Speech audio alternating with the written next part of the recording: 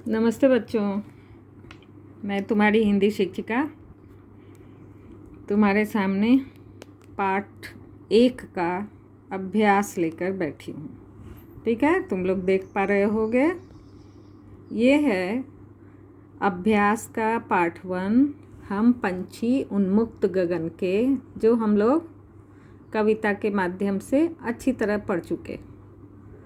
ठीक है, आगे देखो। इसमें यहाँ अब ये अभ्यास में जो भी जितने पाठ हम पढ़ेंगे वो हमारा व्याकरण है। अभ्यास में हम लोग पाठ के सहारे उसमें और भी शब्दों को ढूंढकर हम लोग क्या पढ़ते हैं, व्याकरण पढ़ते हैं। तो ऊपर मैं दिखा रही हूँ, यहाँ है अनुस्वार, अनुनासिक, र के रूप, नुक्ता, अपठित काव्यांश। यानी इस पाठ में हम लोग व्याकरण के इतने सारे रूप को पूरा करेंगे। मैं धीरे धीरे तुम्हें दिखाऊंगी कि इसमें ये व्याकरण कहाँ और कैसे पूरा करना है। सबसे पहले यहाँ पढ़ो, हम पंछी उन्मुक्त गगन के पिंजरबद्ध ना गा पाएंगे, स्वर्ण श्रृंखला के बंधन में अपनी गति उड़ान सब भूले। ये 4 पंक्तियाँ दी हुई हैं और इसमें तुम्हें क्या करना है, उपर्युक्त पंक्तियों में से उन शब्दों को छांट कर लिखना है जिसमें अनुस्वार, इसको बिंदु भी बोलते हैं लेकिन व्याकरण की भाषा में हम इसे अनुस्वार ही कहेंगे। तो जिसमें अनुस्वार तथा अनुनासिक यानी बिंदु और चंद्र बिंदु, छोटे बच्चों को ना हम लोग बिंदु और चंद्र बिंदु करके समझाते हैं, लेकिन अब तुम लोगों को ये समझना होगा कि ये बिंदु क्यों आता है और चंद्र बिंदु कहाँ आता है, तो जिसमें प्रयोग किया हो। तो ये तुम लोग, इसका मैं स्क्रीनशॉट भेजूंगी और तुम लोग इसको पूरा करोगे। ठीक है, अब बताओ मुझे ऊपर के पाठ में अनुस्वार वाले शब्द क्या दिख रहा है? पंछी दिख रहा है, तो यहाँ पंछी लिखोगे। दूसरा देखो यहाँ पिंजरबद्ध, तो यहाँ पिंजर में अनुस्वार है ना, तो यहाँ लिखेंगे पिंजरबद्ध। एक बीच की लाइन खींच लोगे, या 4 शब्द हैं तो चारों शब्द एक एक करके इस लाइन में लिखेंगे। ज़्यादा हैं तो बीच में पेंसिल से लाइन खींचेंगे, लेकिन सारे शब्दों को यहाँ लिखेंगे। एक अनुस्वार वाले शब्द पंछी, दूसरा पिंजरबद्ध, तीसरा श्रृंखला, चौथा है बंधन, और तो कुछ है नहीं। अब एक शब्द सिर्फ बचे हैं तुम्हारे अनुनासिक के यहाँ, जिसको चंद्र बिंदु भी कह सकते हैं। तो ये तुम लोग कहाँ लिखोगे, यहाँ देखो। तो तुम्हारे पास किताब तो है नहीं, तुम लोग अपनी कॉपी में ऐसा बनाओगे। ठीक है, और जो यहाँ तुम्हें निर्देश दिया गया है उसको तुम लोग ऊपर के पंक्तियों से देखकर यहाँ लिखोगे। मैं कोशिश कर रही हूँ कि तुम्हें सारा यहाँ क्लियर इससे समझ में आ जाए। ये हुआ क्वेश्चन नंबर 1, जो हम लोग व्याकरण का अनुस्वार और अनुनासिक। ठीक है, आगे देखो। उच्चारण के आधार पर निम्नलिखित शब्दों में अनुस्वार तथा अनुनासिक का प्रयोग कीजिए। ये अंगूर मैंने यहाँ करके रखा है, अंगूर, इस पे अ पे अनुस्वार है। चांद, यहाँ च पे अनुनासिक है। आंगन, यहाँ अ पर अनुनासिक है। संवाद, यहाँ स पर अनुस्वार है। जाऊंगा, यहाँ ऊ पे अनुनासिक है। भावनाएं, यहाँ ए पे अनुनासिक है।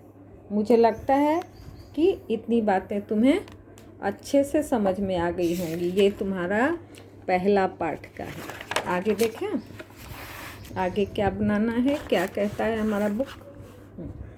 इसको पढ़ोगे और इसको याद भी करना है।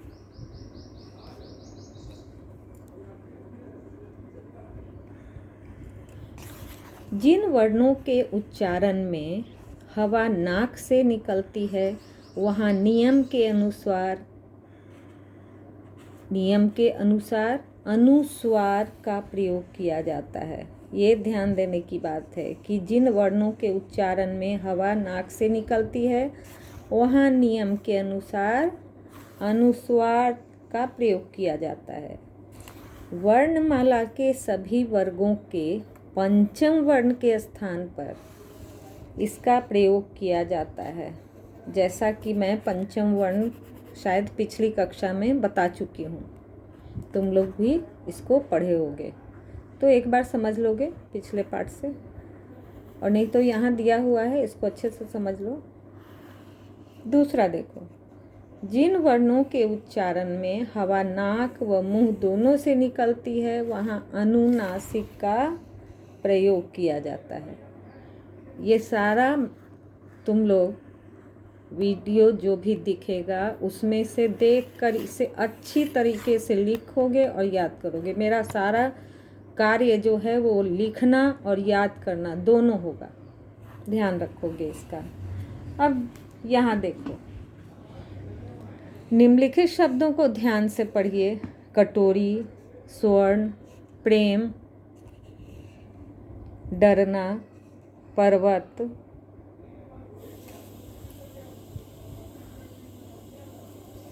द्रवित।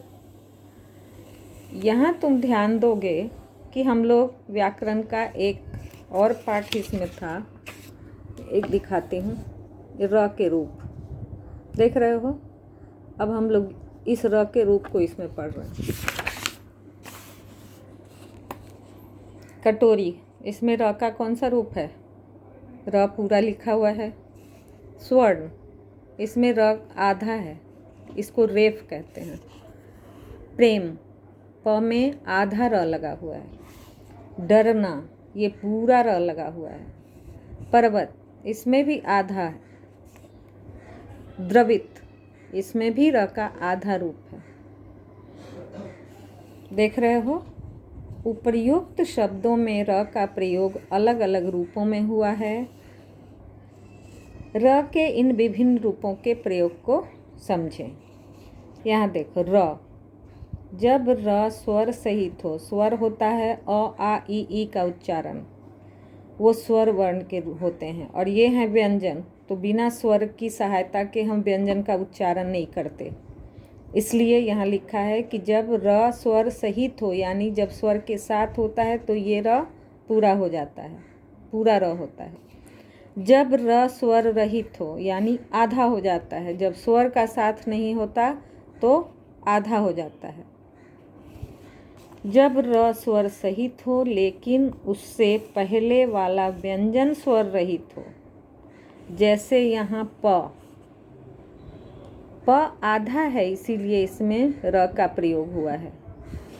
जैसे यहाँ द, ये क्या कह रहा है कि जब र, ये आकार के लिए, ये है ना आकार, यहाँ जब र स्वर सहित हो लेकिन उससे पहले वाला व्यंजन स्वर रहित हो, यानी यहाँ द में स्वर नहीं है और प में स्वर नहीं है, इसीलिए ये र का उच्चारण यहाँ भी इस तरह और इसका र का उच्चारण भी इस तरह है। ठीक है, ये तुम लोग याद करोगे। अब देखो, ऐसे व्यंजन जिनमें खड़ी पाई नहीं होती, यदि वे स्वर रहित हों यानी स्वर के बिना हो और उनके साथ पदेन र, इस तरह का र का प्रयोग करना हो तो इसका रूप इस प्रकार होगा। ट में र लगा हुआ है, ड में र लगा हुआ है, राष्ट्र में यहाँ ट है तो ट में भी र लगा हुआ है। तो ये हुए इतने सारे तुम्हारे र के रूप। और ये तुम्हारा गृह कार्य होगा। र सही तरीके से लगाना है और दूसरा गृह कार्य तुम्हारा ये होगा जहाँ तुम्हें अनुस्वार और अनुनासिक लगाना है। ठीक है बच्चों, मिलते हैं अगली कक्षा में अगले व्याकरण के पाठ के साथ।